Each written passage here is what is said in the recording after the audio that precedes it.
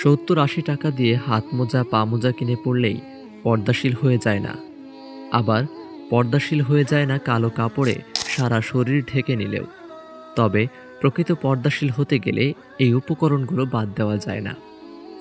বোরকা, হাত মোজা, পা মোজা এগুলো হলো পোশাক, যে কেউ এগুলো পরতে পারে, কেউ বাধা দেওয়ার নেই। এমনকি অনেকে পাপ কিংবা শয়তানি ঢাকতেও এগুলো ব্যবহার করে। প্রকৃত পর্দাশীল নারীরা এগুলো ব্যবহার করে ঠিক, তবে তাদের অন্তরে থাকে তাকওয়া, রবের সন্তুষ্টি।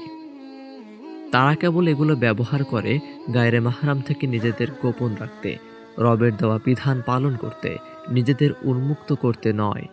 কিন্তু কিছু নারী হিজাব নিকাব পরে উন্মুক্ত। তারা হিজাব নিকাব পরে ঠিকই, কিন্তু তাদের অন্তরে তাকওয়া থাকে না। তারা এসব ব্যবহার করেও শয়তানের দাসত্ব করে যায়। সব বোরকাওয়ালি পর্দাশীল না, আবার প্রকৃত পর্দাশীল নারীও বোরকা ছাড়া বাহির হয় না। চেনার উপায় হলো তাকওয়া। শয়তানের মধ্যে লেবাস থাকে, তবে অন্তরে তাকওয়া থাকে না। আল্লাহ তাআলা সকল বোনদের সঠিকভাবে পর্দা করার তৌফিক দান করুক। আমিন ইয়া রব। আসমানের আয়োজন দুনিয়ার আবেশে আসমানের আয়োজনে।